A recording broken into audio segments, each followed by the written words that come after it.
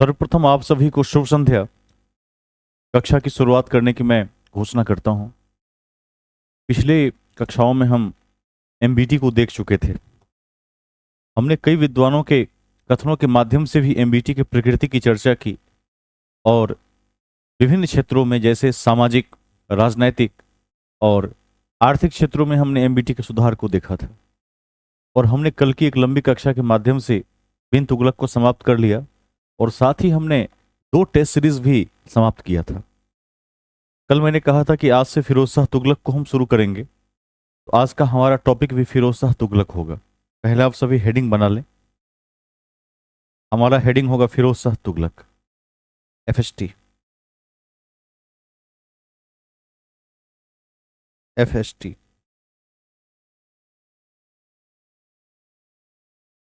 फिरोज शाह तुगलक।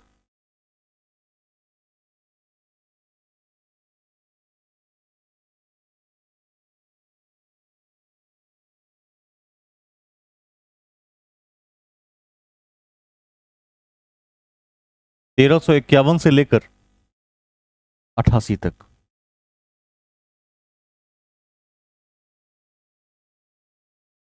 1351 से लेकर 1388 तक।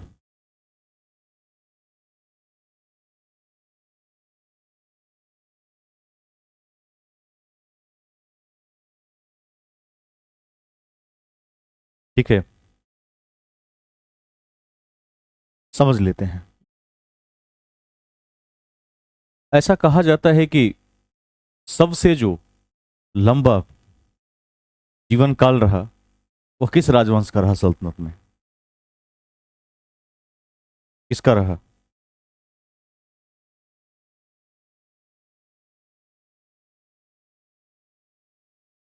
सबसे लंबा काल किसका रहा? तुगलक राजवंश का रहा। कितने साल का रहा? 94 साल का रहा। कहते हैं कि मोहम्मद बिन तुगलक तक संघर्ष जारी रहा, विकास भी होता रहा और कहीं न कहीं दक्षिण अभियानों में उसे असफलता भी मिलती रही। लेकिन जब फिरोज शाह तुगलक का समय आया तो फिरोज शाह तुगलक को, एफएसटी को, विरासत में ही काफी विरोध और संघर्ष मिला था जो मोहम्मद बिन तुगलक छोड़ गया था।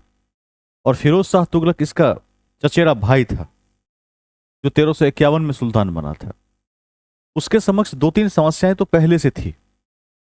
जैसे एक समस्या थी कि जो दक्षिण भारत के राज्य हैं वह लगातार विद्रोह कर रहे थे।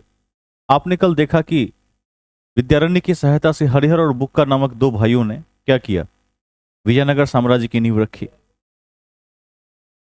और विजयनगर साम्राज्य इसीलिए बसाया कि कामपिली के युद्ध में हरिहर और बुक्का को एमबीटी ने गिरफ्तार कर लिया था, बंदी बना लिया था। इसका रिवेंज लेने के लिए, बदला लेने के लिए उन्होंने ऐसा कदम उठाया। तो धीरे धीरे बहमनी की भी स्थापना हुई, दक्षिण भारतीय साम्राज्य स्वतंत्र भी होने लगे। और हम कालांतर में देखते हैं कि जब फिरोज शाह तुगलक का समय आता है तो निश्चित रूप से जो विजित राज्य हैं वह परमानेंट रूप से स्वतंत्रता की घोषणा कर रहे हैं। एक पहली समस्या थी। दूसरी समस्या अमीर वर्ग की रही। जो अमीर हैं, उलेमा हैं, वह लगातार अब विरोध करने लगे क्योंकि साउथ का शासन तो हाथ से निकल ही गया। अब नॉर्थ में भी अपने ही घर में गृहयुद्ध छिड़ गया। बड़ी संख्या में सैनिक बेरोजगार होने लगे। वित्तीय समस्याओं का भी कुछ न कुछ सामना करना पड़ा। तो फिरोज शाह तुगलक एक सक्षम शासक होते हुए भी आरंभ के दिनों में इन समस्याओं से जूझता रहा। वैसे उसने ढेर सारे कार्य किए, इसमें कोई कमी नहीं है, लेकिन वो और बेहतर कर सकता था। लेकिन उसे उस तरह का बैकग्राउंड नहीं मिला। बैकग्राउंड में ही एमबीटी ने काफी संघर्ष छोड़ दिया था। तो सबसे पहला पॉइंट लिखिए। देखिए, मोहम्मद बिन तुगलक, शॉर्ट में एमबीटी लिखिएगा। मोहम्मद बिन तुगलक, बिन तुगलक की मृत्यु के बाद, मोहम्मद बिन तुगलक की मृत्यु के बाद, मृत्यु के बाद उसका चचेरा भाई फिरोज शाह तुगलक, उसका चचेरा भाई फिरोज शाह तुगलक चचेरा भाई फिरोज शाह तुगलक 1351 में सुल्तान बना।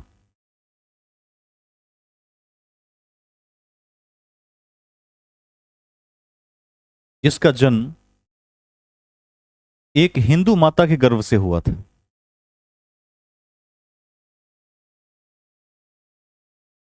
हुआ था। ठीक है, ब्रैकेट में लिख देंगे, राजपूत रनमल की पुत्री का पुत्र था। राजपूत रनमल की पुत्री का पुत्र था।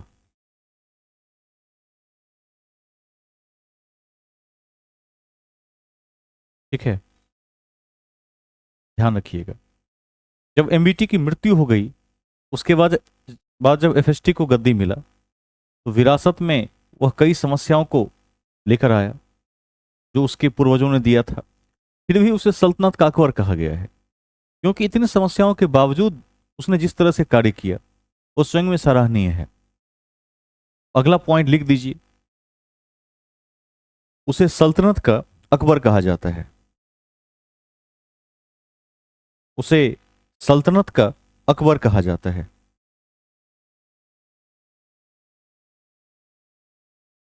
सल्तनत का अकबर कहा जाता है, ध्यान रखेंगे। नेक्स्ट पॉइंट देखिए, प्रथम सुल्तान था जिसने कल्याणकारी राज्य की अवधारणा रखी। प्रथम सुल्तान था जिसने कल्याणकारी राज्य की अवधारणा रखी। कल्याणकारी राज्य की अवधारणा रखी।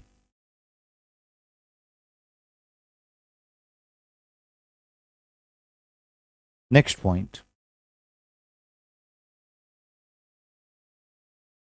देखिए, फिरोज शाह का 2 बार राज्याभिषेक हुआ।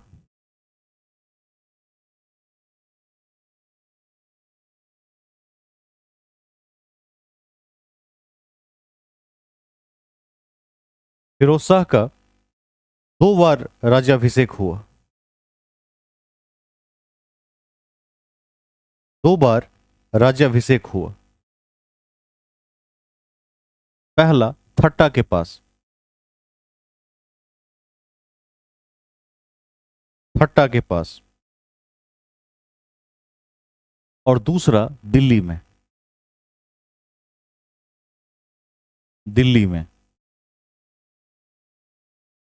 ठीक है,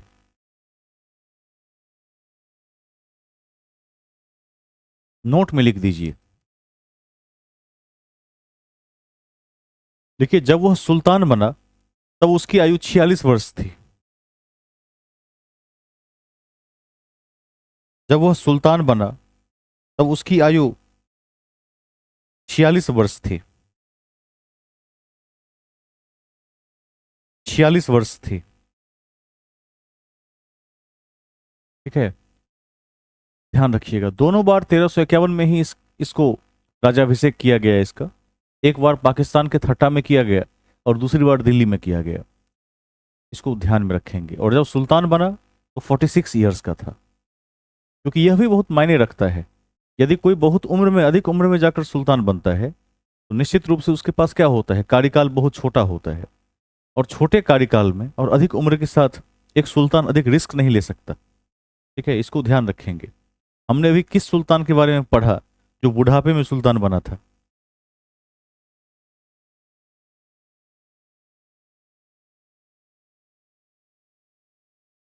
सबके अलग अलग उत्तर हैं।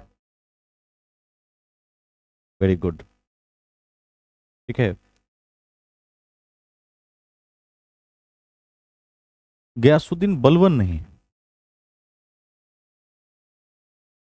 जलालुद्दीन खिलजी बहुत अधिक उम्र में बना था। और सबसे इतिहास में लंबे समय का सुल्तान कौन है? अमोघ वर्ष है। इसको भी ध्यान रखिएगा। ठीक है, आगे चलते हैं। यह बहुत मायने रखता है कि कोई यदि अपने जीवन के अंतिम आवर्ष में जाकर यानी 65 साल 70 साल में जाकर सुल्तान बनता है, तो उसके पास रिस्क लेने की कैपेसिटी नहीं होती है। ध्यान दीजिएगा इस पर। लेकिन जो कम उम्र में सुल्तान बनता है, जैसे अकबर, अकबर बहुत कम उम्र में सुल्तान बन गया था। अकबर ने देखिए ऐतिहासिक परिवर्तन किए, क्योंकि उसके पास रिस्क लेकर गलतियों से सीखने का मौका होता है। यदि गलतियां हो भी जाए, तो यदि कोई 15 साल में सुल्तान बन जाए तो 30 वर्ष तक काफी समझदार हो जाता है। ध्यान रखिएगा। तो ये 46 साल में सुल्तान बना था, और ऊपर से काफी अधिक समस्याओं को लेकर भी यह आया था, जो इसके पूर्वजों से इसे मिला था, जिसमें दक्षिण का संघर्ष, दक्षिणी राज्य का स्वतंत्रीकरण, और साथ ही सैनिकों की बेरोजगारी उस समय सबसे बड़ी समस्या बनकर उभरी थी। मैंने कल आप सभी को पढ़ाया था कि मोहम्मद बिन तुगलक ने क्या किया। तो उसके पूर्वजों ने जिसको पैसा दिया, अथवा तुगलक ने भी जिसको पैसा दिया, उससे धन वापस ले रहा था। और इसी कड़ी में निजामुद्दीन औलिया के साथ क्या हुआ उसका।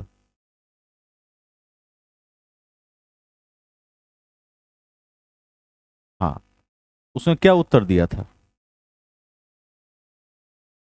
दिल्ली दूर है। हाँ, तो ध्यान रखिएगा इसका, ठीक है।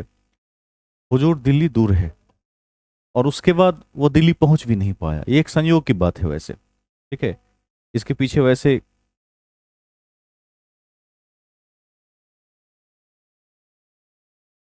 इसके पीछे वैसे कई सारी कथाएं हैं, लेकिन फिर भी जो भी हुआ हो, पुल जिस कारण से भी टूटा हो, लेकिन टूटने के बाद निजामुद्दीन औलिया का कथन क्या हुआ? अमर हो गया। आगे चलते हैं। तो हमने भी क्या लिखा है लास्ट में? 46 वर्ष की उम्र में सुल्तान बना था। देखिए नेक्स्ट पॉइंट लिखिए। एफएसटी एफएसटी को अनेक समस्याएं विरासत में मिली थी। एफएसटी को अनेक समस्याएं विरासत में मिली थी। एफएसटी को अनेक समस्याएं विरासत में मिली थी। विरासत में मिली थी। जैसे, पॉइंट वाइज लिख लीजिए। जैसे, पहला, सल्तनत में निरंतर विरोध हो रहे थे। सल्तनत में निरंतर विरोध हो रहे थे। निरंतर विरोध हो रहे थे। नेक्स्ट, दक्षिण भारत सल्तनत से स्वतंत्र हो चुका था। दक्षिण भारत सल्तनत से स्वतंत्र हो चुका था।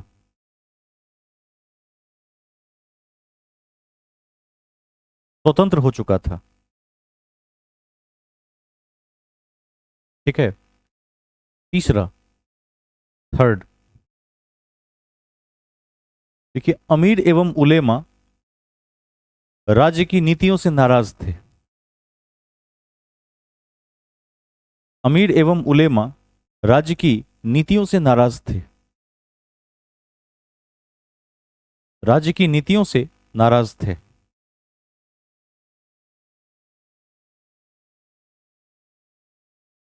ठीक है। सैनिक बेरोजगार होने से असंतुष्ट हो गए थे। सैनिक बेरोजगार होने से असंतुष्ट हो गए थे। असंतुष्ट हो गए थे। बेरोजगार होने से असंतुष्ट हो गए थे। राज्य की आर्थिक स्थिति कमजोर हो गई थी।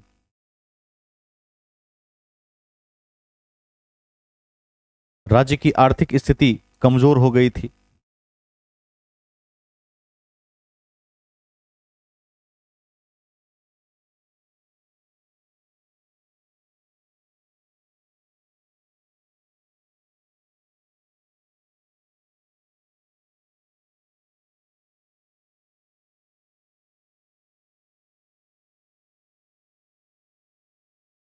आगे चलते हैं। अब जिस सुल्तान के पास इतनी बड़ी बड़ी समस्याएं हों, तो वो शासन कैसे चलाएगा? अब मैं पूछता हूं इसमें, किसी से पूछ कर देखता हूं कि आप कैसे चलाते। पंकज जी, वीडियो ऑन करें एक बार।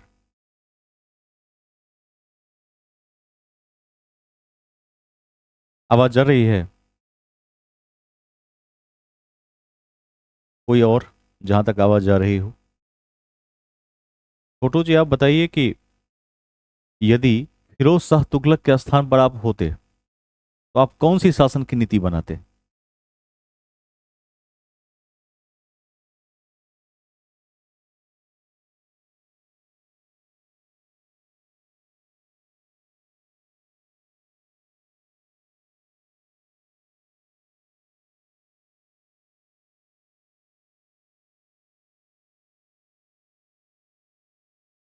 राघव कुमार जी, आप क्या करते? कैसे शासन को ठीक करते यदि एफएसटी का रोल दे दिया जाए तो?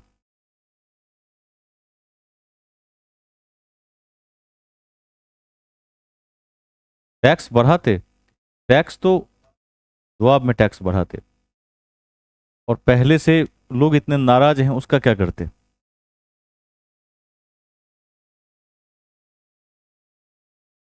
अलग अलग लगते। ठीक है, बहुत बढ़िया। देखिए, जब इस सिचुएशन में कोई राजा फंसता है तो सिचुएशन को संभालना आसान नहीं होता है। भारत के इतिहास में भी आप देखेंगे तो कई बार ऐसी स्थिति बनी जब लगा कि आर्थिक मंदी आ जाएगी, लेकिन हम भाग्यशाली रहे कि आर्टिकल 360 नहीं लगा, 360 नहीं लगा। ऐसी स्थिति बनी है देश में, लेकिन हम बाल बाल बच गए हैं। लेकिन उस समय तो और स्थिति खराब थी, क्योंकि मुद्रा प्रणाली भी इतनी मजबूत नहीं थी जितनी आज है। तो फिरोज शाह तुगलक ने अदूरदर्शी नीति अपनाई। मतलब भविष्य को नहीं देखा, उसने वर्तमान को देखा। सोचा कि फिलहाल जो स्थिति है इसको ठीक करने का प्रयास करते हैं। अब जो मैंने 4-5 पॉइंट आपको लिखा है, उसी में इसका उत्तर भी छिपा है। मैंने लगातार कई क्लासेस में कहा कि जब किसी राजा से अमीर या उलेमाओं का वर्ग नाराज हो गया तो फिर वो राजा टिक नहीं पाया। आपने चाहे जिस भी राजा को देखा हो, यदि एक आध खतरनाक राजा जैसे अलाउद्दीन खिलजी, काफी आक्रामक था, स्वभाव का था, एग्रेसिव था, वो टिक गया था। लेकिन फिर उसके बाद कोई टिक नहीं पाया, क्योंकि राजा की तो मृत्यु हो जाती है, लेकिन अमीर और उलेमाओं का वर्ग चलता रहता है, उसके अगले वंशज चलते रहते हैं और फिर राजा की अगली पीढ़ी से टक्कर लेने की कोशिश करते हैं। हरा देते ही हैं, क्योंकि मामला किसका है? शक्ति प्रदर्शन का है। ठीक है, पावर को अपने हाथ में रखने का है। तो इसने क्या किया? अदूरदर्शी नीति अपनाई, और जो अमीरों के पद थे, उलेमाओं के पास बड़े बड़े पद थे, उस पद को वंशानुगत कर दिया। पहले यह वंशानुगत नहीं था। आपने देखा कि इसके पूर्व के शासक ने, एमबीटी ने क्या किया, कल लिखवाए थे कि कार्मिक योग्यता पर बल दिया था। कहा था कि जिसके पास टैलेंट होगा वह उस पद को प्राप्त करेगा और समाज की सेवा करेगा। लेकिन यहां पर इसने ऐसा नहीं किया। तो जब इसने इसको वंशानुगत बना दिया तो इससे कुछ समय के लिए तो अमीर और उलेमा खुश हो गए, लेकिन राज्य को क्या मिला? एक अयोग्य शासक मिला। ध्यान रखेंगे, एक अयोग्य ब्यूरोक्रेसी मिली राज्य को। नौकरशाही अयोग्यता से भरी हुई थी। इतना ही नहीं किया, इसने ऐसा किया कि यदि अमीरों या उलेमाओं की मृत्यु हो जाती है, उस स्थिति में उसका बेटा उस पद को ग्रहण करेगा, और यदि उसका कोई संतान नहीं है, उसके रिश्तेदार, उसके दामाद जो भी हैं, वो उस पद को ग्रहण कर सकते हैं।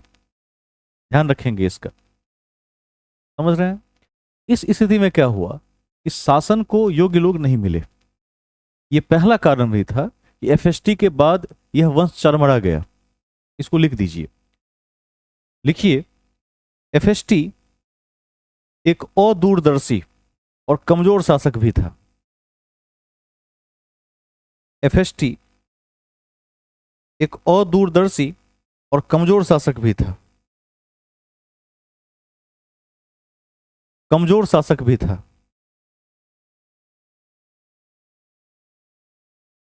ठीक है, कमजोर शासक भी था। लिखिए, उपरोक्त समस्याओं को देखते हुए,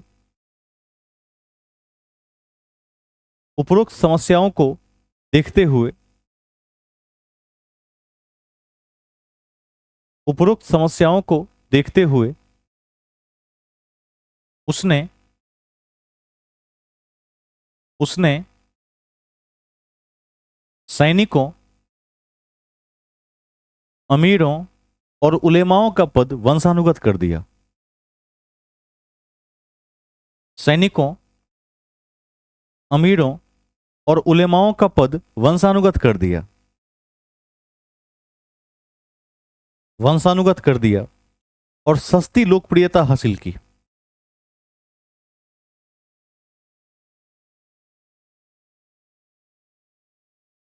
है, और सस्ती लोकप्रियता हासिल की।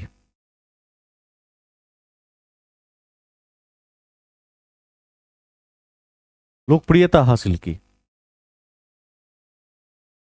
ध्यान रखेंगे इसको कि जब भी किसी शासक के पास कोई और रास्ता नहीं बचता है तो वह एक तरह से आंतरिक आत्मसमर्पण ही कर देता है ताकि राज्य को ठीक से चलाया जा सके।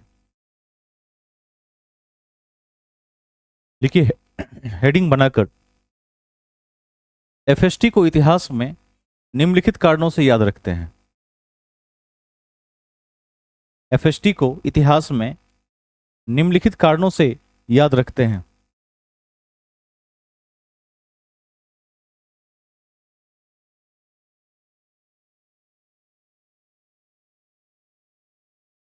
याद रखते हैं। ठीक है, पहला लिखिए फर्स्ट पॉइंट, राजस्व संबंधी सुधार। राजस्व संबंधी सुधार।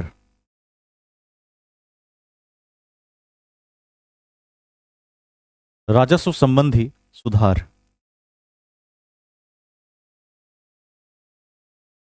अब इसमें लिखिए, अब इसमें क्या किया इसने, पहले से जो 24 प्रकार के टैक्स चल रहे थे उसको समाप्त करके और 4 प्रकार के नए कर को लागू किया।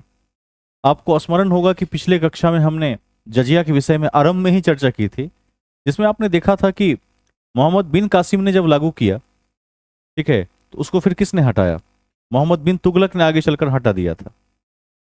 और फिर एफएसटी ने लागू किया तो अकबर ने हटा दिया था। और आगे चलकर फिर जब औरंगजेब ने लागू किया तो मोहम्मद शाह रंगीला ने अंत में जाकर उसको फाइनली हटा दिया था। तो जजिया 3 बार लगा और 3 बार हटा। ध्यान रखिएगा, एक तो जो 24 कर इसने हटाया और बदले में 4 कर आरोपित किए, उसमें एक जजिया भी था। तो आपने भी लिखा, लिख लीजिए अगले पॉइंट में। लिखिए इसके तहत 24 करों को समाप्त किया और 4 नए कर लागू किए। इसके तहत 24 करों को समाप्त किया और 4 नए कर लागू किए। 4 नए कर लागू किए। लागू किए जो इस्लामी शरीयत के द्वारा मान्यता प्राप्त थे।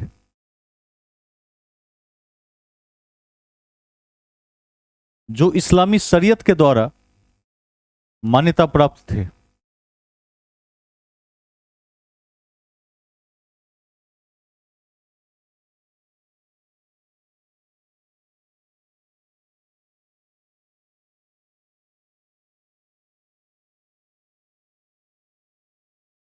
आप इस चारों को नोट कर लेंगे, जजिया, ज़कात, खराज और खुम्स।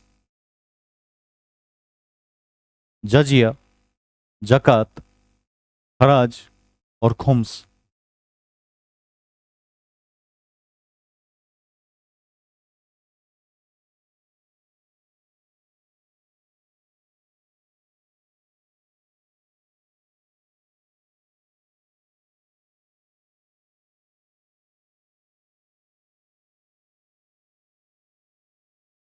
ठीक है, ये कर किस नियम के तहत लागू किए, इस्लामी शरीयत के अधीन लागू किए। इसको ध्यान रखिएगा। अब आप पॉइंट ABCD करके लिख दीजिए। ए में लिखिए जजिया, उसके बारे में भी 1-2 पॉइंट्स लिख लेते हैं। जजिया,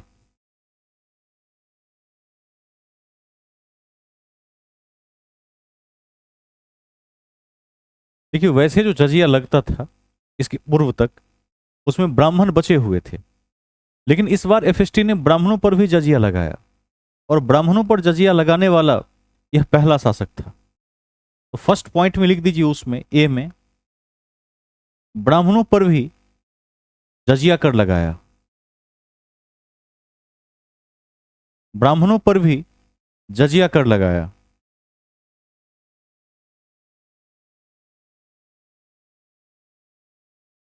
जजिया कर लगाया। पैराग्राफ बदलकर वहीं लिखिए, जजिया एक विभेदकारी कर था जो हिंदुओं से लिया जाता था। जजिया एक विभेदकारी कर था जो हिंदुओं से लिया जाता था।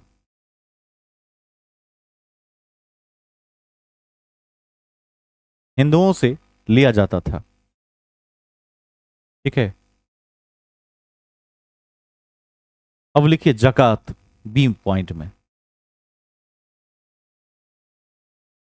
जकात, कोई बताएंगे कि जकात क्या होता है? आज भी चलता है ये सब।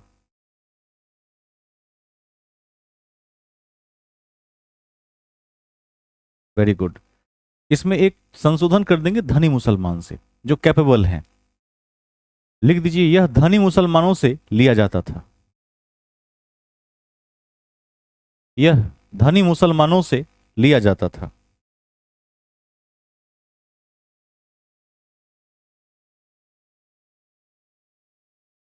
ठीक है। तीसरा लिखिए खुम्स। खुम्स के बारे में पढ़ा दिए थे। खुम्स किसे कहते हैं? लूट का धन। किसका कितना हिस्सा था?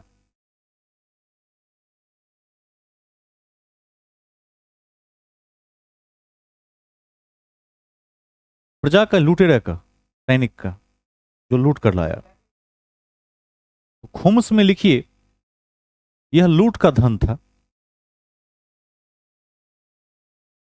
यह लूट का धन था जिसमें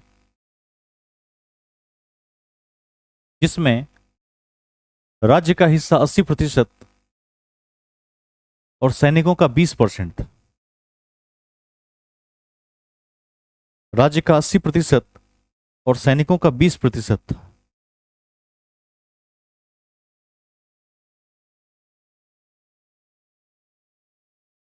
अब अगला है, कौन सा? खराज बच गया। डी में लिखिए खराज। खराज लिखिए, यह गैर मुस्लिम, माने नन मुस्लिम भू राजस्व था।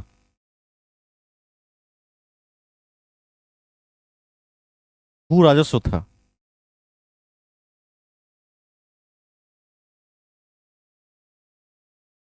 ठीक है। मतलब क्या हुआ? भू राजस्व तो था, लेकिन मुसलमानों से नहीं लिया जाता था। हाँ, लगा नहीं हुआ, लेकिन नन मुस्लिम के लिए था, इसको ध्यान रखेंगे। इसने 4 प्रकार के टैक्स को लागू किया और प्रीवियस जो 24 प्रकार के विविध टैक्स चल रहे थे उसको समाप्त कर दिया। लेकिन ध्यान रखिएगा, जब जजिया इसने लागू किया तो समाज का एक बड़ा हिस्सा इससे फिर क्या हुआ था? दुखी हो गया था, नाराज भी हो गया था, क्योंकि जजिया अपने धर्म को बनाए रखने के लिए नन मुस्लिम्स को देना पड़ता था। इसके बाद भी एक आध टैक्स मिलते हैं, जैसे एक सिंचाई कर भी इसने लागू किया, जिसे क्या कहते हैं सिंचाई कर को? वेरी गुड, हब ए सर्व कहते हैं सिंचाई कर को, सोर्स भी कहा जाता है उसे। इसको लिख दीजिए नोट में। देखिए, अतिरिक्त कर के रूप में सिंचाई कर लागू किया। सिंचाई कर लागू किया जिसे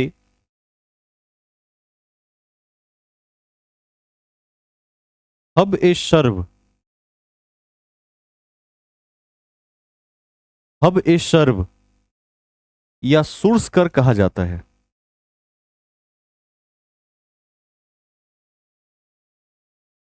हब ए सर्व या सोर्स कर कहा जाता है,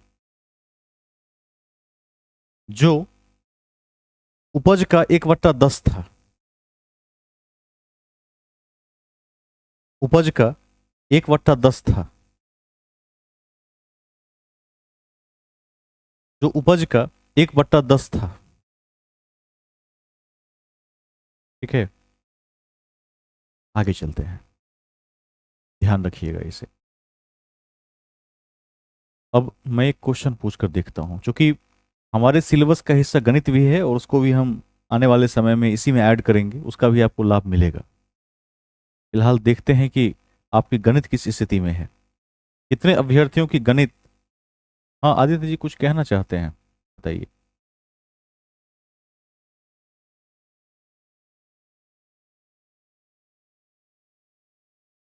मैं गणित को भी ऐड करूंगा, क्योंकि हमारे परीक्षा के मूल पाठ्यक्रम में वो भी शामिल है कहीं ना कहीं। तत्काल पूछ कर देखते हैं। विष्णु जी एक बार सामने आ जाइए, वीडियो ऑन कर लीजिए।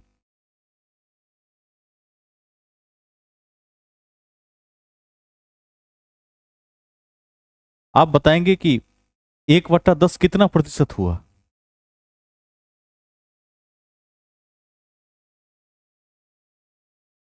1/10 कितना प्रतिशत हुआ।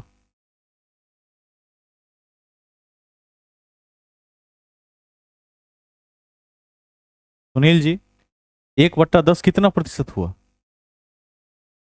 वेरी गुड, चलिए, बहुत बढ़िया। सब पता तो होना, सबको पता है ना कि नहीं है। सबको पता है। दूसरा प्रश्न पूछते हैं, तुरंत सभी लोग वीडियो में आ जाइए, क्विकली जवाब देंगे जिसको पता होगा। जो संख्या 6 है, 6, 6, 6 कितना परसेंट है। वेरी गुड, 600% है कि नहीं है। 600% है, क्योंकि एक 100% होता है। 100% की वैल्यू 1 होती है। जब गणित की कक्षा लेंगे तो फिर वहां क्या होगा, इन सवालों को देखेंगे। कि हमारी परीक्षा का एक हिस्सा वो भी है, अभी थोड़ा समय का अभाव है इसलिए ले नहीं पा रहा हूं, लेकिन अब लेंगे। एक दूसरा क्वेश्चन पूछते हैं। ये कुछ ऐसे सवाल हैं जिसके लिए कलम उठाने की जरूरत नहीं होती है। यदि हमारी सैलरी पहले 20% बढ़ गई और बाद में 20%, 10% घट गई, पहले 20 बढ़ा दिया गया और बाद में 10 घटा दिया गया परसेंट में, तो अंतिम रूप से हमारा वेतन कितना बढ़ा या घटा।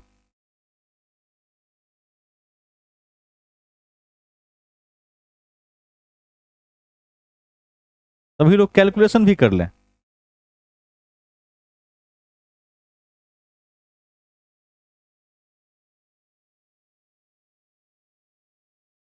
मैं सवाल फिर से दोहरा देता हूं, एक बार आप ध्यान से सुन लीजिए। एक 2%, एक बार ध्यान से सुन लीजिए। पहले हमारे वेतन को 20% बढ़ाया गया और उसके बाद हमारे वेतन को 10% घटाया गया। वेरी गुड, ये सही उत्तर है। 8% बढ़ा। सामान्य गणित है, बहुत सबसे हल्का सवाल है प्रतियोगी परीक्षाओं में। इसका सूत्र होता है +-a +-b +-ab/100%। यानी यदि 20 बढ़ा तो +20 -10, -20 गुने 10/100 करेंगे, तो 20 में से 10 गया तो 10, अब -2, 8%। इसको बना लेंगे, चिंता की बात नहीं है। जब कक्षा लेंगे तो वहाँ A to Z पढ़ा देंगे। गणित सबसे आसान विषय होता है, गणित और रीजनिंग। यदि आपकी बौद्धिक स्थिति अच्छी है, इसको आप बहुत जल्दी पकड़ सकते हैं। बौद्धिक स्थिति स्थिति थोड़ी अच्छी होनी चाहिए, शार्प होनी चाहिए, तो इसमें कुछ है ही नहीं। मैं तो अभी भी जिस परीक्षा में बैठता हूँ, तो रीजनिंग और गणित में लगभग 100% का ही स्कोर होता है, निगेटिव हटाकर भी गलत होता ही नहीं है जल्दी। मानवीय भूलों को छोड़ दिया जाए तो हो सकता है कि किसी ऑप्शन में ए के बदले बी लग गया हो तेजी में, वो अलग चीज है, गलती नहीं होती है। इंग्लिश भी एक ऐसा ही विषय है, इसको ध्यान रखिएगा, 97% तक सही होने की एक्यूरेसी होती है उसमें, कुछ कुछ को छोड़कर। नहीं, ऐसा है, ऐसा है। इसके लिए थोड़ा सा पहले से कुछ माहौल और पहले से तैयारी की जरूरत होती है। अभी यदि इसमें हमें कह दिया जाए कि हम अफ्रीका के किसी भाषा में मास्टरी हासिल करें तो क्या होगा, असंभव ही लगेगा। तो भारत के हिंदी पट्टी के साथ ये दिक्कत जरूर है, लेकिन जिन बच्चों का बैकग्राउंड इंग्लिश है पहले से, उनके लिए हिंदी बड़ा डिफिकल्ट लैंग्वेज होता है, इंग्लिश बड़ा आसान है उनके लिए। क्योंकि अंग्रेजी की सीमा है, शब्द भी कम है, ग्रामर भी लिमिटेड है, और नियम एकदम आसान है उसके। हिंदी में तो एक सूर्य के लगभग 54 और संस्कृत में 86 पर्यायवाची शब्द हैं, लेकिन इंग्लिश में सन का कोई सिनोनिम नहीं है। सन का सन ही होता है ही नहीं शब्द। ध्यान रखिएगा इसे। तो विराट भाषा है हिंदी और संस्कृत। इंग्लिश उसके सामने यदि प्रतिशतता में निकालें तो इंग्लिश टिक नहीं पाएगा, 5% में भी नहीं आ पाएगा इंग्लिश। अलग बात है कि वो माहौल नहीं मिलता है। सबसे आसान भाषा है, और इंग्लिश का ग्रामर तो ऐसा है जो तैयारी करने वाले लोग हैं और सही माहौल मिलता है, जो सही प्लेटफॉर्म मिलता है, तो मैं समझता हूँ कि 1 से 1.25 साल की ठीक तैयारी के बाद वो इंग्लिश में 100% स्कोर करने की स्थिति में होते हैं, चाहे पेपर कैसा भी क्यों ना आ जाए, बना देते हैं कुछ। बैकग्राउंड की बात है। जैसे अभी आप में से कुछ को हिंदी बहुत आसान लगता होगा कि सर हिंदी का पेपर आ जाएगा तो हम वही हल कर देंगे, तो बैकग्राउंड की बात है। आपको आपके पृष्ठभूमि में शुरू से हिंदी मिली है, इसलिए आपको ऐसा लगता है। ध्यान रखेंगे। वैसे अपनी तैयारी को बनाए रखिए, बीच बीच में पूछते रहेंगे, भी पूछ ही देते हैं, पूछते क्या रहेंगे, पूछ ही देते हैं। ठीक है, देखते हैं कि आपकी तैयारी की क्या स्थिति है, फिर अगला टॉपिक शुरू करेंगे।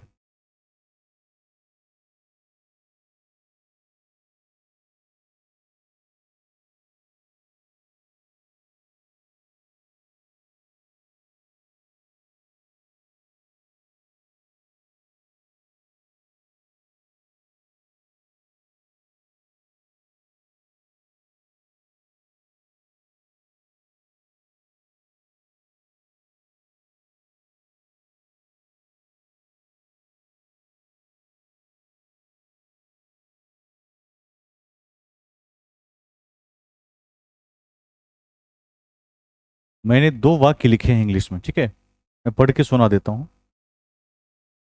The teacher takes the examination, और दूसरा है स्टूडेंट्स, ये थोड़ा मैंने गलत लिख दिया, रुक जाइए, गिव होगा, स्टूडेंट्स गिव द एग्जामिनेशन।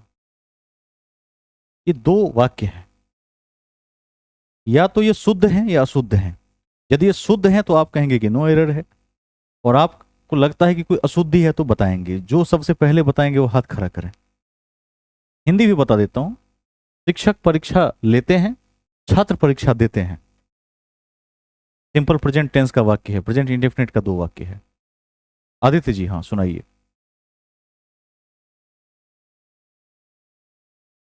ठीक है,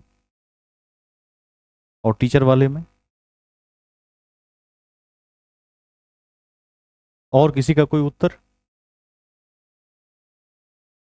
कंफ्यूजन है, very good.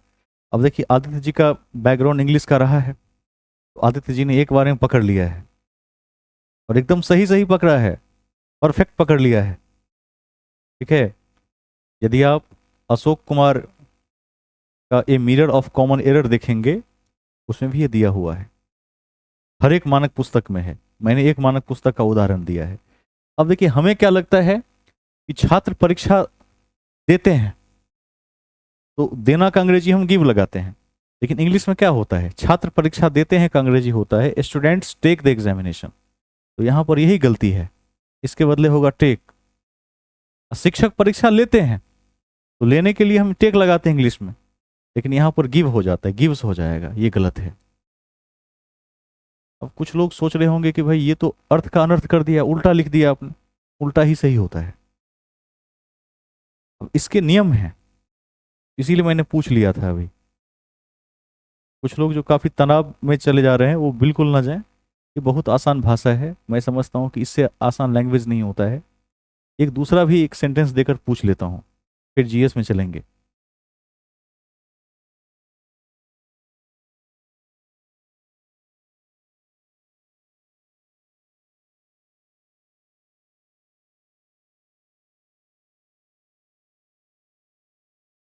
What is your date of birth? आपका जन्म तिथि क्या है, इसमें पकड़िए। नो एरर भी हो सकता है, ध्यान रखिएगा।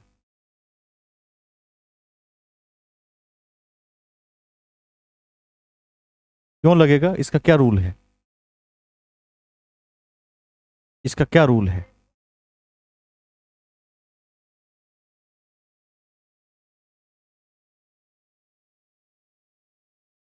थोड़ा इसमें और सुधार करके बताइए।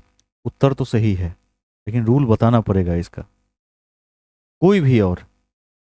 उत्तर सही है, बहुत सामान्य है।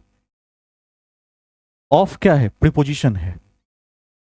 और कहते हैं डेट क्या है? डेट एडजेक्टिव है।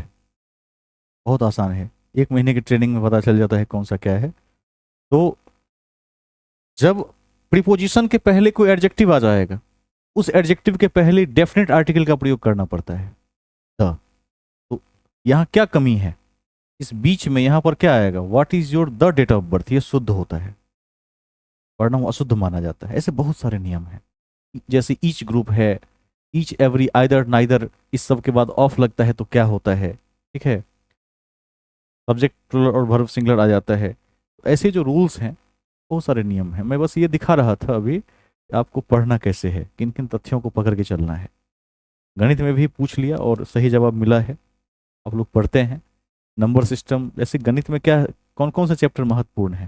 कितने लोग सारे अध्याय का नाम सुना सकते हैं एक तरफ से खंड वाइज? ये याद होना चाहिए। हाँ, एक हाथ खड़ा हुआ है किसी का। किसने खड़ा किया है? छोटू कुमार जी, आप सुनाइए। गणित में आज की परीक्षाओं को देखते हुए कौन कौन से चैप्टर पर मास्टरी कर लेनी चाहिए? अच्छा, एक सीक्वेंस, 1 मिनट मैं बता देता हूँ। देखिए, सबसे पहले जो वैसे छात्र होते हैं जो सफलता के बेहद करीब होते हैं, उन्हें होने के होते हैं, अबाउट टू सक्सेसफुल होने वाले होते हैं, उनको ये पता होता है कि किस सीक्वेंस में पढ़ना है। जैसे पहला जो खंड है वो एरिथमेटिक का खंड है, जिसमें number system, ratio and proportion ऐसे पढ़ना है उसको। इजिली हो जाता है cover. Age based problem, partnership, LCM SCF, alligation, ठीक है, ये एक खंड में हो गया। दूसरे खंड में चलेंगे तो सबसे पहले परसेंटेज को पढ़ लेना है। Percentage, profit and loss, S I C I, time and work, time and distance, mixed proportion, नल और हौज वाला प्रश्न, ट्रेन, इतना कवर कर लीजिए दूसरे खंड में। और तीसरे खंड खंड में वो चारों मेट्री, जैसे अलजेब्रा, ट्राइगोनोमेट्री, ज्योमेट्री, मेंसुरेशन, इतना यदि देख लिया तो दिक्कत नहीं हो, गिना हुआ है। और रीजनिंग में मात्र 15 चैप्टर्स, जो सबसे आसान है। कहा जाता है कि जिसका बौद्धिक स्तर ठीक है वो रीजनिंग को तो यूं ही बना देगा। थोड़ी बहुत ट्रेनिंग लेकर आप बना सकते हैं। इसको भी आप देखते रहिए, समय समय पर इसमें भी आपकी मदद की जाएगी। लेकिन गणित को जरूर आरंभ करेंगे बीच में, क्योंकि अब समय मिलने लगा है। और इसी कक्षा के बाद एक कक्षा देकर उसको आगे बढ़ा देंगे, ठीक है। नंबर सिस्टम में कई टेक्निक्स है, उसको देख लेना है। जैसे रेकरिंग वाले सवाल आते हैं, उसको भी देख लीजिएगा। सीरीज वाले सवाल आते हैं, उसको भी देख लेंगे हम, ठीक है। अभी आगे चलते हैं। 1/10 का अर्थ क्या होता है? 10% होता है। 5 कितना परसेंट है? 500%, ठीक है। क्योंकि 100% होता है, इसलिए 500% है। आगे चलेंगे हम, मूल बातों में आ जाते हैं। कहाँ थे? इस पॉइंट पर हम कर लिख रहे थे, टैक्सेस। बताइए, लास्ट पॉइंट उपज वाला था। नेक्स्ट लिखिए, अगला बिंदु लिखिए, एफएसटी को नहरों का राजकुमार कहा जाता है या नहरों का सुल्तान कहा जाता है? एफएसटी को नहरों का सुल्तान कहा जाता है, नहरों का सुल्तान कहा जाता है।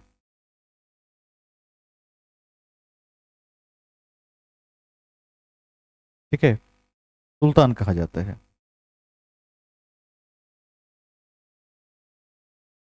देखिए, फिरोज शाह तुगलक ने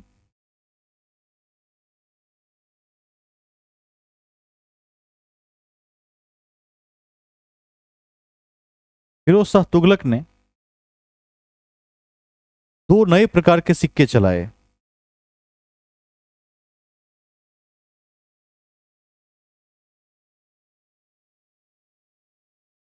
दो नए प्रकार के सिक्के चलाए।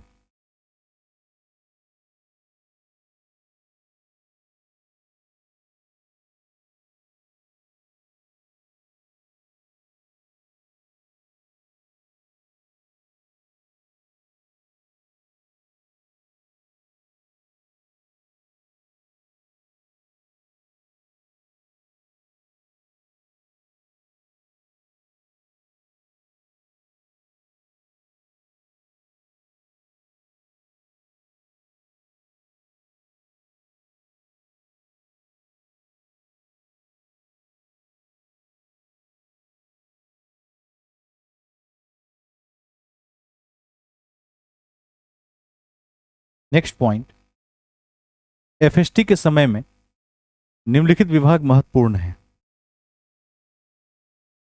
एफएसटी के समय में निम्नलिखित विभाग महत्वपूर्ण है।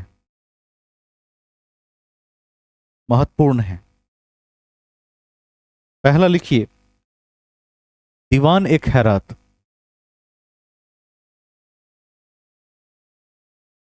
दीवान ए खैरात।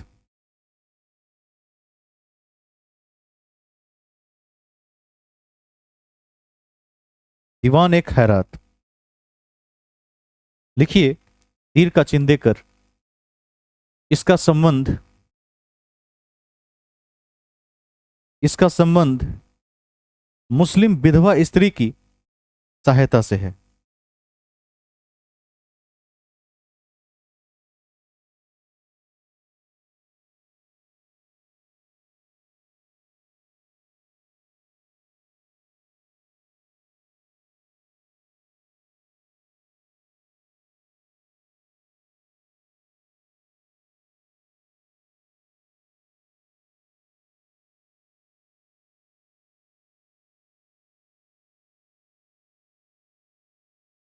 जहां आपने सिक्का लिखा है, दो प्रकार के सिक्के चलाए, वहां इसका नाम भी लिख दीजिए।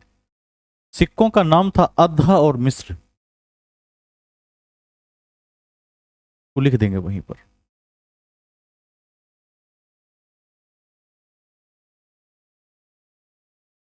ठीक है, पहला विभाग हो गया दीवान ए खैरात। दूसरा डिपार्टमेंट लिखिए, दीवान ए बंदगान। और वेरी वेरी इंपॉर्टेंट कीजिए, इसे पूछेगा, दीवान ए बंदगान।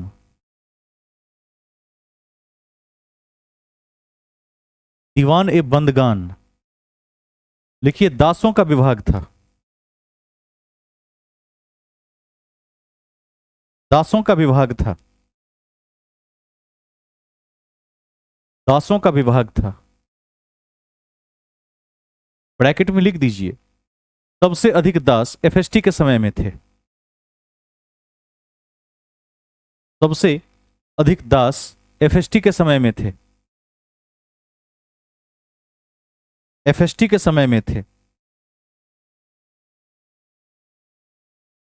ठीक है, तीसरा लिखिए, दारुल सफा। तलविशा लिखना है। दारुल शफा। दारुल शफा। यह एक निःशुल्क अस्पताल था। यह एक निःशुल्क अस्पताल था। निःशुल्क अस्पताल था।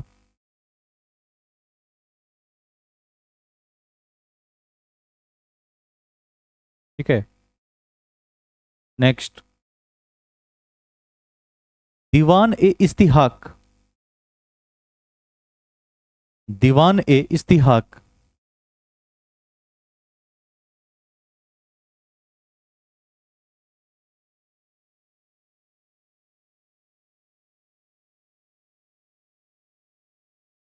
इसमें लिखिए, निर्धनों को पेंशन देने वाला विभाग था। निर्धनों और वृद्धों को कर देंगे। निर्धनों और वृद्धों को पेंशन देने वाला विभाग था।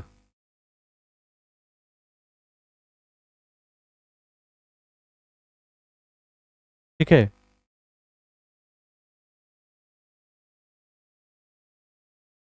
अगला लिखिए, रोजगार दफ्तर।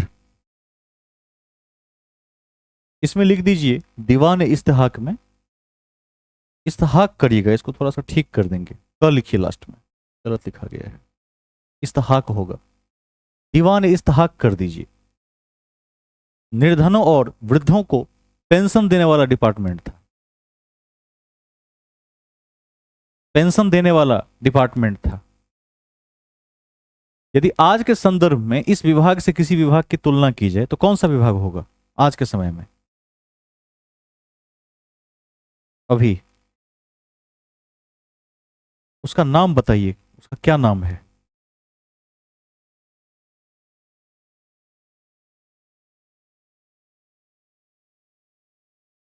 Very good. ठीक है, आगे चलेंगे, याद रखिएगा। बिहार सरकार इसको एसएसपी एमआईएस के नाम से भी चला रही है, इसको भी ध्यान रखिएगा।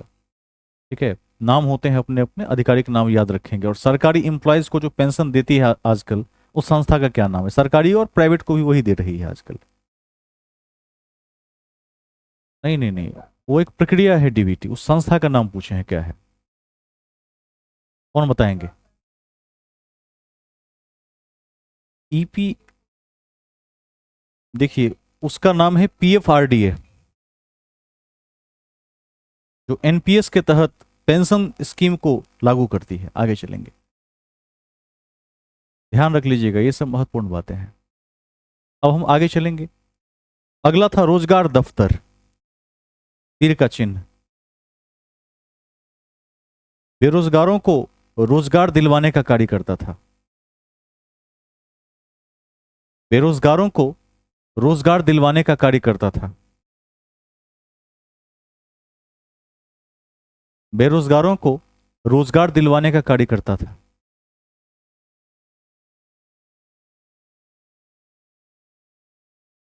ठीक है, नेक्स्ट लिखिए अगला, लोक निर्माण विभाग। लोक निर्माण विभाग,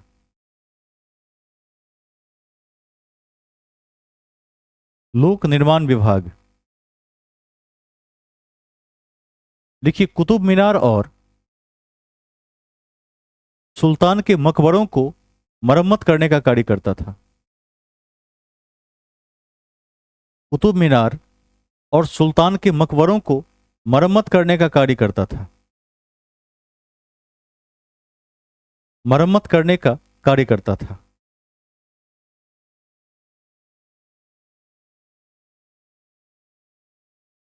ठीक है, कार्य करता था।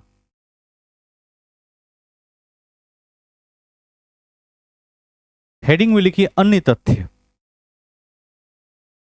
अन्य तथ्य,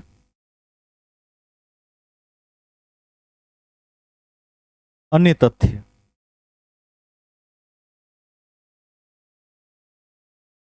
फर्स्ट पॉइंट लिखिए। कोई बताएंगे कि एफएसटी की आत्मकथा का क्या नाम था? कल भी देखे थे क्वेश्चन में। फतुहात ए फिरोज शाही किस भाषा में लिखा गया था? फारसी भाषा में, वेरी गुड। लिखिए, एफएसटी ने अपनी आत्मकथा, एफएसटी ने अपनी आत्मकथा, आत्मकथा फतुहात ए फिरोज शाही के नाम से लिखी, जो फारसी भाषा में थी। वेरी वेरी इंपॉर्टेंट कर लीजिए, जो फारसी भाषा में थी। क्योंकि दो फिरोज शाही हैं, एक तो फतुहात ए फिरोज शाही है जिसे एफएसटी ने लिखा, और एक दूसरा भी फिरोज शाही है जिसे बर्नी ने लिखा। उसका क्या नाम है? तारीख ए फिरोज शाही। तो एग्जाम में यह कंफ्यूजन पैदा कर सकता है, इसीलिए इसको अपने हिसाब से सही से लिख लेंगे। नेक्स्ट लिखिए, देखिए जियाउद्दीन बर्नी ने, जियाउद्दीन बर्नी ने तारीख ए फिरोज शाही लिखा। जियाउद्दीन बर्नी ने तारीख ए फिरोज शाही लिखा। तारीख ए फिरोज शाही लिखा। नोट में लिखिए, नोट में लिखिए, सल्तनत की राजकीय भाषा फारसी थी। सल्तनत की राजकीय भाषा फारसी थी। सल्तनत की राजकीय भाषा फारसी थी।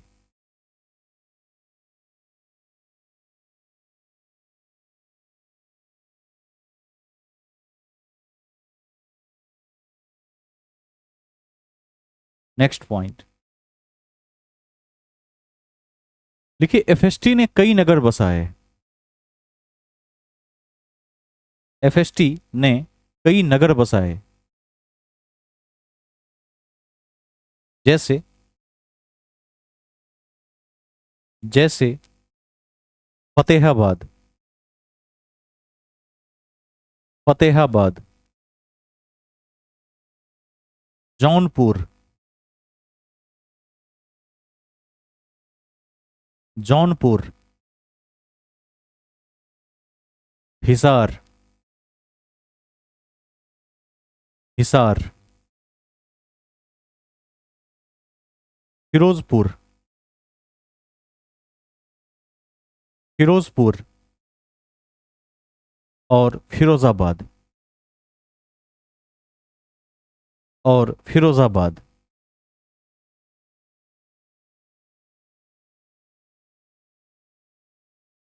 ठीक है। नेक्स्ट पॉइंट,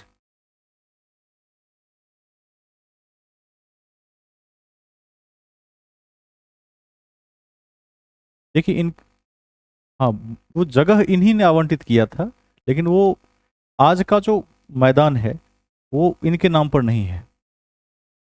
ठीक है, ध्यान रखिएगा, वो इनके नाम पर नहीं है। आगे चलेंगे, लिखिए सतलज और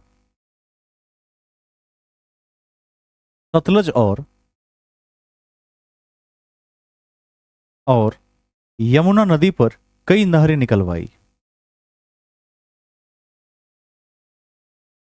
कई नहरें निकलवाई, जिसमें जिसमें उलुग खानी नहर,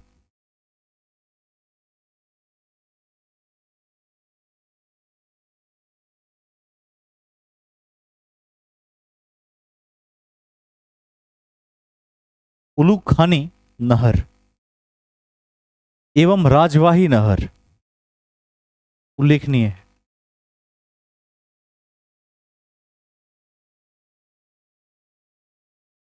राजवाही नहर उल्लेखनीय है, उल्लेखनीय है।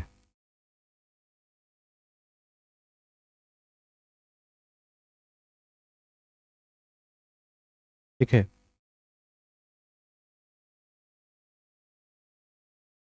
यमुना और सतलज पर इसने कई नहर बनवाए, जिसमें उलुग खानी नहर और राजवाही नहर उल्लेखनीय है। इस दो नहर को याद रख लेंगे। नेक्स्ट पॉइंट, देखिए राज्य की आय में वृद्धि के लिए 36 कारखानों की स्थापना करवाई, 36 कारखानों की स्थापना करवाई करवाई और दिल्ली के आसपास 1200 बगीचे लगाए, और दिल्ली के आसपास 1200 बगीचे लगाए, 1200 बगीचे लगाए, जिससे उसे 1,80,000 टंके की आय की प्राप्ति हुई। 1,80,000 टंके की आय की प्राप्ति हुई।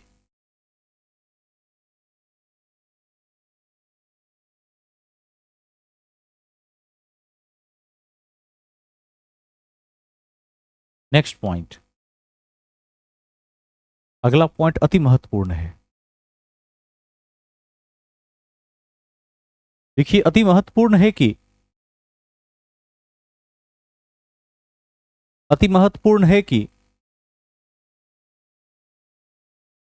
उसने मेरठ और टोपरा के अशोक स्तंभों को,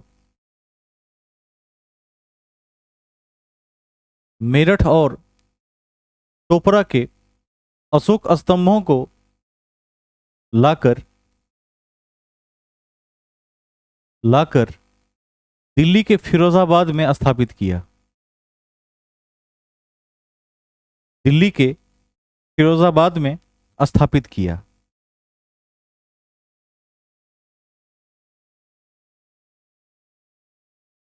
अति महत्वपूर्ण है कि उसने मेरठ और टोपरा के अशोक स्तंभों को लाकर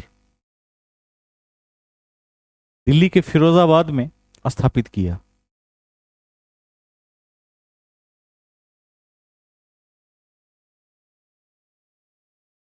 नेक्स्ट पॉइंट,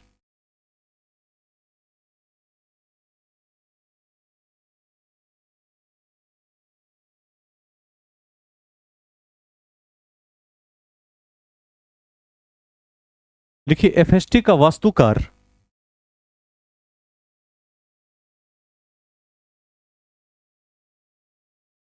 वास्तुकार फिरोज गाजी शाहना था।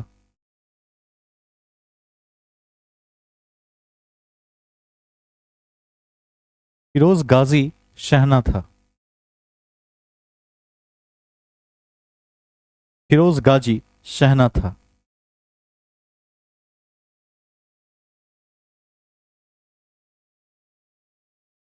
शाहना था। नेक्स्ट पॉइंट,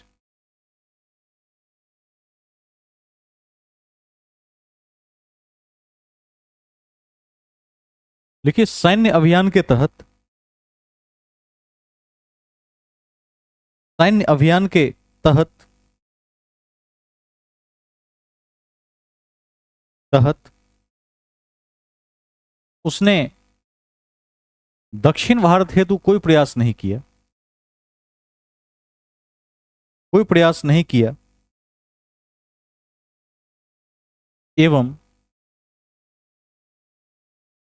एवं उसका बंगाल और सिंध अभियान असफल रहा। उसका बंगाल और सिंध अभियान असफल रहा। असफल रहा।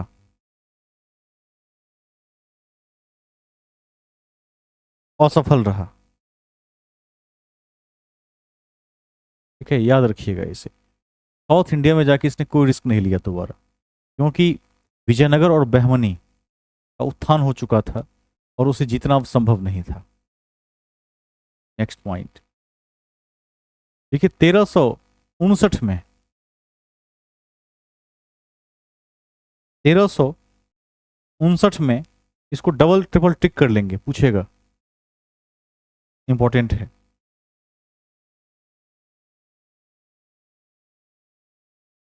1359 में उड़ीसा के जाजनगर में उड़ीसा के जाजनगर में जाजनगर में जाजनगर पर लिखिएगा, जाजनगर पर आक्रमण किया और जगन्नाथ मंदिर को लूट कर लाया।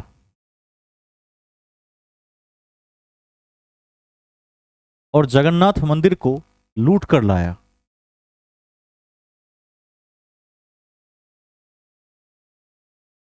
1359 में 1359 में उड़ीसा के जाजनगर पर आक्रमण किया और जगन्नाथ मंदिर को लूट कर लाया। जगन्नाथ मंदिर को लूट कर लाया, परंतु परंतु उड़ीसा को सल्तनत में नहीं मिलाया। उड़ीसा को सल्तनत में नहीं मिलाया।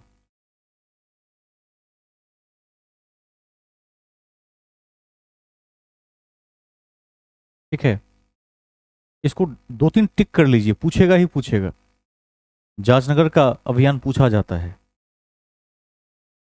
अब इसने क्या किया, कालांतर में हिमाचल के कांगड़ा के ज्वालामुखी मंदिर पर भी आक्रमण किया था और वहां की संस्कृत पांडुलिपियों को उठाकर दिल्ली लाया था। यह भी ऐतिहासिक दृष्टिकोण से एक महत्वपूर्ण तथ्य है। दोबारा से बताइए, आवाज क्लियर नहीं है। जाजनगर में, हाँ वही है, वही स्थल है। ठीक है, जाजनगर वही तो है। मंदिर भी पुरी में ही है। देखिए next point, very very important. देखिए 1365 में, 1365 में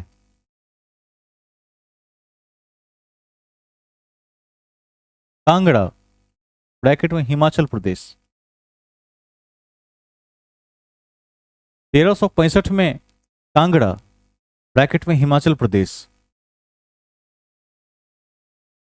हिमाचल प्रदेश के नगरकोट के दुर्ग पर चढ़ाई की,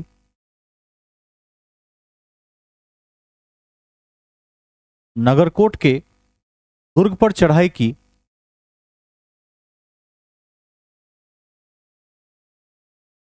नगरकोट के दुर्ग पर चढ़ाई की एवं ज्वालामुखी मंदिर को नष्ट करने का प्रयास किया, ज्वालामुखी मंदिर को नष्ट करने का प्रयास किया,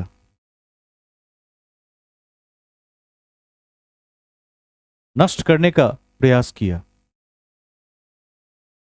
ठीक है, उसी में ऐड करके लिख दीजिए, पैराग्राफ बदल कर लिख देंगे वहीं पर। लिखिए वहां के संस्कृत रचनाओं और पांडुलिपियों को दिल्ली लाया,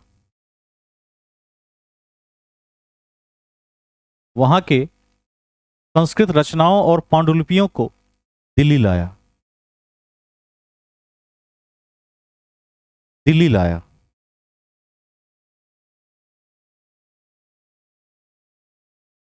दिल्ली लाया।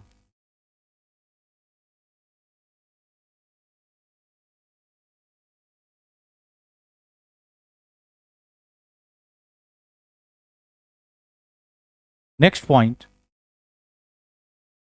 लिखिए एफएसटी का सैन्य अभियान, एफएसटी का सैन्य अभियान सिंध के थट्टा में, सिंध के थट्टा में 1362 से 64 के मध्य चला, 1362 से 64 के मध्य चला, लेकिन सफलता नहीं मिली।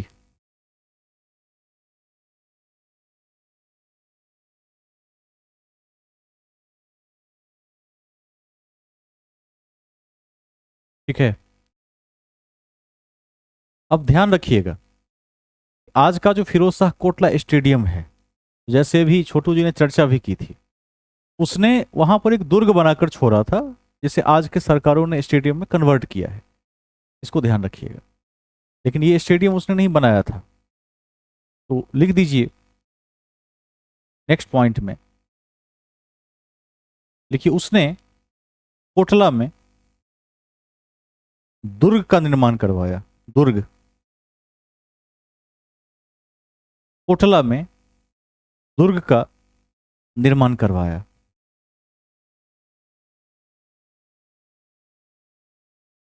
दुर्ग का निर्माण करवाया।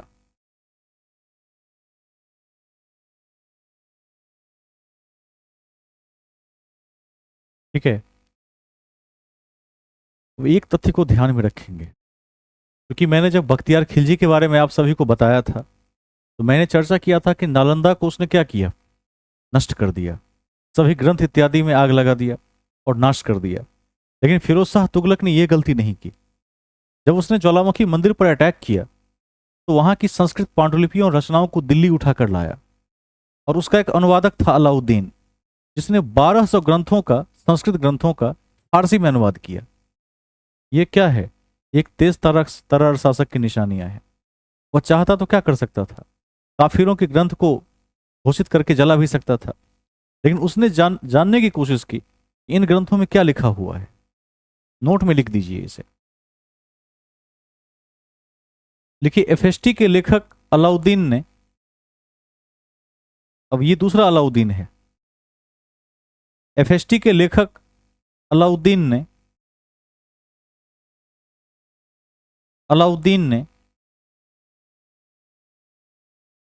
संस्कृत के 1200 ग्रंथों का फारसी अनुवाद किया। संस्कृत के 1200 ग्रंथों का फारसी अनुवाद किया।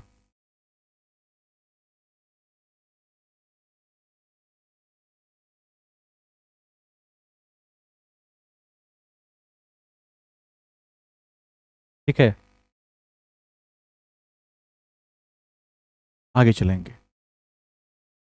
इतिहास में हमने इसके पूर्व कई धार्मिक सहिष्णु शासकों को देखा है, लेकिन एफएसटी को हम धार्मिक सहिष्णु तो नहीं कह सकते हैं, लेकिन जो इस्लाम मजहब के लोग थे उनके लिए थोड़ा बहुत क्या था, उदार जरूर था। और यह ऐसा पहला सल्तनत का सुल्तान हुआ जिसने राज्य के खर्चे पर हज की यात्रा शुरू करवाई, जो आपके एग्जाम के दृष्टिकोण से आउट क्वेश्चन है, बार बार पूछा गया प्रश्न है। इसको लिख दीजिए, नोट में लिख देंगे इसको। देखिए, सल्तनत का पहला सुल्तान था, सल्तनत का पहला सुल्तान था जिसने राज्य के खर्चे पर हज की यात्रा करवाई, हज की यात्रा करवाई।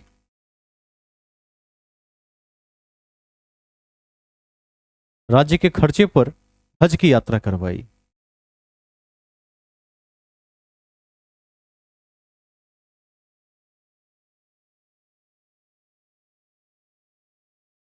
ठीक है, अब हम स्त्रियों के संबंध में भी इसके पक्ष को देखेंगे, क्योंकि किसी शासक की जो राजनीति है उसको यदि इवैल्यूएट करना हो तो यह भी देखना पड़ता है कि महिलाओं के प्रति उसका नजरिया क्या था। तो ध्यान रखिएगा, इसने महिलाओं के लिए पर्दा प्रथा लागू किया था और मजार पर जाने से भी रोक लगा दिया था। इसको लिख दीजिए। देखिए, एफएसटी ने महिलाओं के लिए पर्दा प्रथा लागू किया। एफएसटी ने महिलाओं के लिए पर्दा प्रथा लागू किया। पर्दा प्रथा लागू किया और मजार पर जाने से रोक लगवा दिया, रोक लगवा दिया। ठीक है, नेक्स्ट पॉइंट।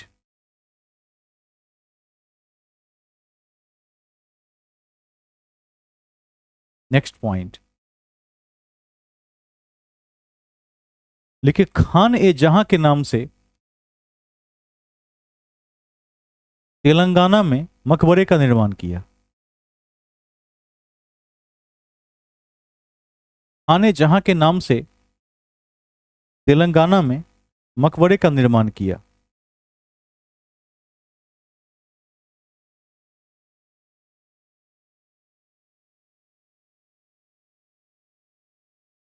निर्माण किया।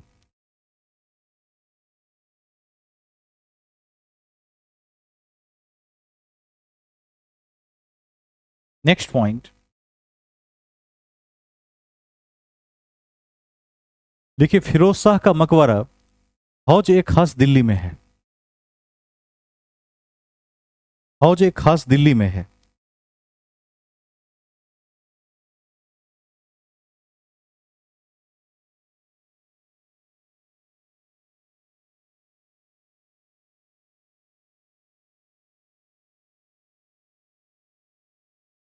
ठीक है,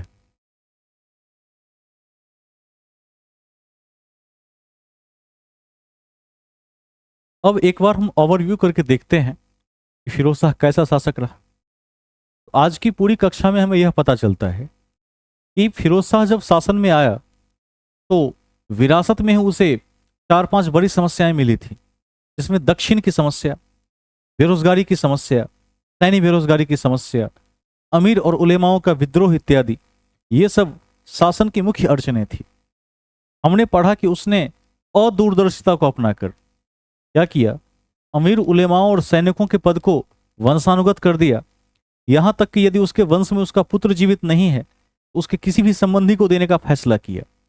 उसने राजनीतिक तुष्टिकरण की नीति अपनाई और इस नीति का उसे तत्काल तो फायदा हुआ, सस्ती लोकप्रियता भी हासिल कर पाया, लेकिन लॉन्ग टर्म के लिए शासन को मजबूती नहीं दे पाया, क्योंकि उसके पूर्व एमबीटी ने कार्मिक योग्यता पर आधारित नीति को अपनाया था, जिससे प्रशासन को कुशल शासक प्रशासक मिल रहे थे। लेकिन एफएसटी के समय में ऐसा नहीं हुआ। इसका परिणाम यह हुआ कि साम्राज्य का विस्तार नहीं कर सका। था तो लोक कल्याणकारी शासक, उसे सल्तनत का अकबर भी कहा जाता है, लेकिन ध्यान रखिएगा कि वो इतना ही लोक कल्याणकारी रहा कि केवल उसका लोक कल्याण धर्म के मामले में देखें तो इस्लाम तक ही सीमित रह गया। वैसे नहर निर्माण को देखें, अस्पतालों को देखें, पेंशन को देखें तो और वर्गों का भी हित हुआ। कई मामलों में वो सर्वहित को लेकर चलता था। लेकिन जब धार्मिक मुद्दे की बात करें तो इस्लाम ओरिएंटेड था। उसने एक तरफ जहां हज की यात्रा राज्य के खर्चे पर करवाई, वहां ब्राह्मणों पर जजिया लागू कर दिया, जो क्या दिखाता है? असहिष्णुता की नीति को दर्शाता है। मेंस जिनको लिखना है वो इस एंगल से इसकी तैयारी कर सकते हैं। आपसे पूछ सकता है कि फिरोज शाह तुगलक की धार्मिक नीतियों की समालोचना करें, तो आप उत्तर दे सकते हैं कि यद्यपि फिरोज शाह तुगलक ने कई लोक कल्याणकारी कार्य किए, कल बता दिए थे कि शुरुआत किससे करना है, पॉजिटिव पॉइंट से करना है, चाहे कोई भी हो, लेकिन कालांतर में वह धार्मिक रूप से असहिष्णु हो गया। यद्यपि उसने कई तरह के सामाजिक कार्य किए, जिसमें अस्पताल निर्माण, पेंशन की व्यवस्था, रोजगार दफ्तर इत्यादि महत्वपूर्ण हैं। उसने नहरों का निर्माण किया, जिस कारण से उसे सिंचाई का राजकुमार भी कहा गया। लेकिन इस कड़ी में हम देखते हैं कि जजिया कर लगाकर उसने नन मुस्लिम्स के मन में रोष पैदा किया। साथ ही एक तरफ उसने जजिया लगाया और दूसरी ओर हज यात्रा को राज्य के खर्चे पर फ्री करवा दिया। इससे क्या हुआ? सामाजिक असंतोष उत्पन्न हुआ। ठीक है, इन सब पॉइंट्स को यदि आप पकड़ में रखते हैं तो प्रीलिम्स और मेंस दोनों के दृष्टिकोण से आपकी स्थिति बेहतर रहेगी। कालांतर में उसकी मृत्यु भी हो गई। इस 3-4 बातों को लिख देते हैं। देखिए सारांश, कंक्लूजन।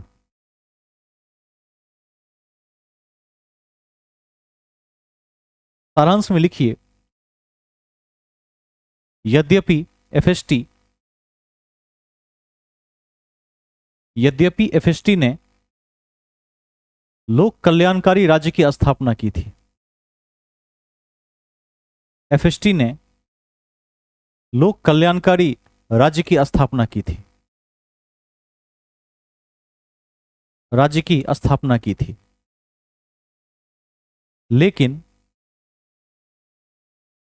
लेकिन उसके अधिकांश कार्य धर्म से प्रेरित थे। लेकिन उसके अधिकांश कार्य धर्म से प्रेरित थे। धर्म से प्रेरित थे और केवल मुस्लिम तक सीमित थे। और केवल मुस्लिम तक सीमित थे। केवल मुस्लिम तक सीमित थे,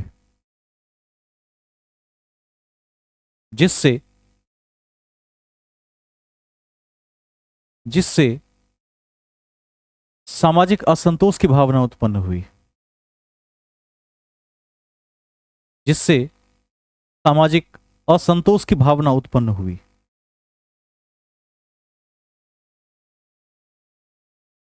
सामाजिक असंतोष की भावना उत्पन्न हुई।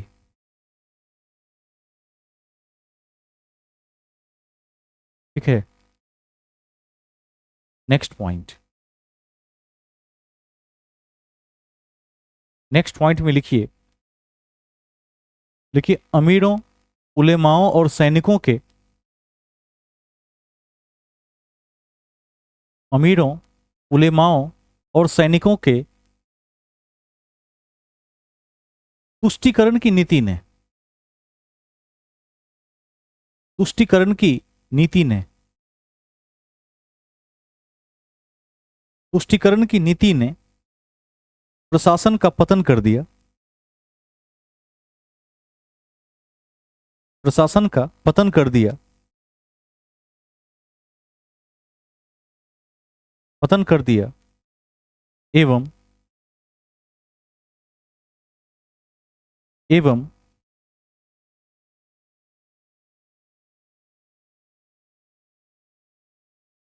एवं सितंबर 1388 में फिरोज शाह तुगलक की मृत्यु हो गई। एवं सितंबर 1388 में फिरोज शाह तुगलक की मृत्यु हो गई। कोई बताएंगे कि कितने साल शासक रहा? जल्दी। Very good, 37 years. लिखवा दिए थे ना 51 से लेकर 88 तक, तो माइनस कर लेंगे। मैथमेटिकल कैलकुलेशन को भी थोड़ा तेज रखेंगे, शार्प रखेंगे। राजा कितने साल में बना था?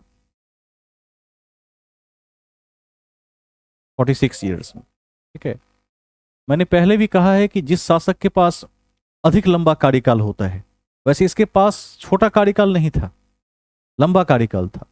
लेकिन यदि और थोड़ा पहले यह राजा बन गया होता तो निश्चित रूप से यह कुछ और बदलाव कर पाता। लेकिन चूंकि पृष्ठभूमि में ही इसके पास इतने तनाव थे, इतनी चुनौतियां थी कि निवटते निवटते ही इसका जीवन समाप्त हो गया। दक्षिण भारत में दोबारा जाने की हिम्मत नहीं कर सका। कुछ राज्य तो इसके समय भी इससे स्वतंत्र होने लगे थे, उस पर भी कमांड नहीं कर सका। बंगाल और सिंध के अभियान में फेल हो गया। लेकिन इस सब के बावजूद भी नहरों के राजकुमार के रूप में जानते हैं। सिक्के चलाए, कई डिपार्टमेंट्स की स्थापना की, 24 प्रकार के टैक्सों को समाप्त कर दिया और 4 नए टैक्स को लागू किया जो आपके सामने था, जिसमें जजिया को लागू किया जो विभेदकारी कर थी, हराज को लागू किया। ठीक है, इस सब को ध्यान रखिएगा। खुम्स को भी लागू किया, जकात को भी लागू किया। जकात धनी मुसलमानों से लिया जाता था, जजिया नन मुस्लिम से लिया जाता था। खुम्स लूट का धन था, कभी नहीं भूलेंगे, जिसमें राज्यांश, राज्य का अंश 80% था और लुटेरे सैनिकों का अंश 20% था। यह भी एक राजकीय स्रोत था। इन सभी बातों को ध्यान में रखेंगे। इस्लामिक दृष्टिकोण से देखा जाए तो मुस्लिम्स के लिए काफी उदार शासक सिद्ध हुआ, अच्छी धार्मिक नीति अपनाई, लेकिन नन मुस्लिम के लिए कठोर था। जजिया भी लागू किया और कुछ सुविधा भी नहीं दी, जबकि मुस्लिम को फ्री में राज्य के खर्च पर हज यात्रा करवाई। इन सब रूपों में हम एफएसटी का अध्ययन करते हैं और परीक्षा के दृष्टिकोण से महत्वपूर्ण तो है ही। ठीक है, अब आगे चलेंगे। लिखिए हेडिंग में, अब इसके बाद एक आध सुल्तान आए भी, लेकिन वो योगी नहीं है, कुछ समय के लिए आए, तो उनके बारे में पढ़ना भी बेकार है। वो परीक्षा के दृष्टिकोण से 0 पोटेंशियल रखता है। इसमें सीधा अंतिम लिखिए, हेडिंग में लिखिए नसरुद्दीन महमूद तुगलक। नसरुद्दीन महमूद तुगलक हेडिंग में। ठीक है, बीच में जैसे अबू बकर भी आया, बीच में मोहम्मद शाह भी आया। इस सब को याद करने की कोई आवश्यकता नहीं है, अन्य बातों में लिखा देंगे, क्योंकि इन सुल्तानों ने कोई कार्य नहीं किया। ठीक है, हेडिंग बना लिया, पहला पॉइंट लिखिए, अंतिम शासक था। अंतिम शासक था। ठीक है, अंतिम शासक था। इसके समय में 1398 में तैमूर लंग का आक्रमण हुआ। Very very important. इसके समय में 1398 में तैमूर लंग का आक्रमण हुआ।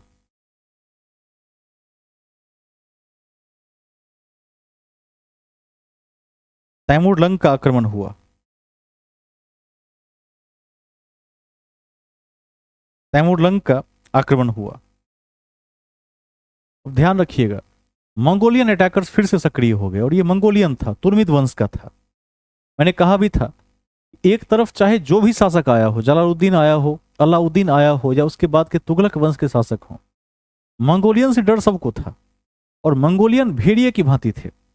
अब भेड़िए से उसकी तुलना क्यों की गई है? क्योंकि आप हर एक जानवर को पालतू बना सकते हैं, लेकिन भेड़िए की प्रकृति ऐसी है कि उसे पालतू नहीं बनाया जा सकता। क्यों नहीं बना सकते? तो बाकी जो जानवर हैं उनको यदि भोजन दिया जाए, लगातार उनको अपने पास रखा जाए, ट्रेनिंग दी जाए, तो अपनी पिछली बातों को भूल जाते हैं, ट्रेंड हो जाते हैं। लेकिन भेड़िए की याददाश्त बहुत अच्छी होती है।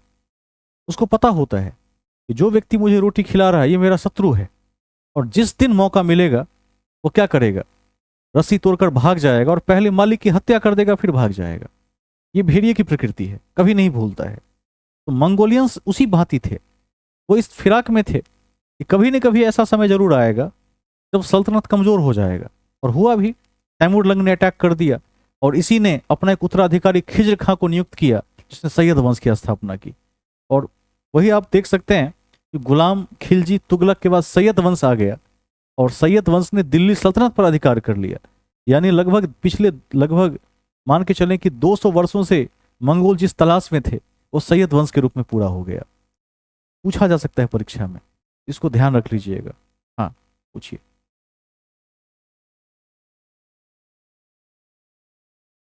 हाँ, बिल्कुल। तभी तो लोग डरते थे। कहा जाता है कि मंगोलियन जहां से एक बार निकल जाते थे वहां जानवर को भी नहीं छोड़ते थे, उनको भी मारकर खत्म कर देते थे। और अकेले एक मंगोलियन चंगेज खान ने 40 लाख लोगों की हत्या अपने तलवार से अकेले की थी। एक व्यक्ति ने 40 लाख लोगों को समाप्त कर दिया था। सेनाओं को तो छोड़ दीजिए, वो हत्या के अभियान से ही निकलते थे कि जो मिलेगा उसकी हत्या कर देंगे। ठीक है, जितना खौफ हो इसको लिख दीजिए। आपने भी लिखा कि इसके समय में 1398 में क्या हुआ था, तैमूर लंग का आक्रमण हुआ था। देखिए, तैमूर के प्रतिनिधि खिज्र खां,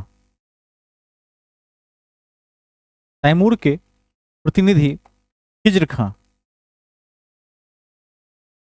खिज्र खां ने 1414 ईस्वी में 1414 ईस्वी में सैयद वंश की नींव रखी। सैयद वंश की नींव रखी। सैयद वंश की नींव रखी, जो पहला सिया वंश था। थोड़ा संशोधन कर देंगे, जो दिल्ली सल्तनत का पहला सिया वंश था। सिया वंश था।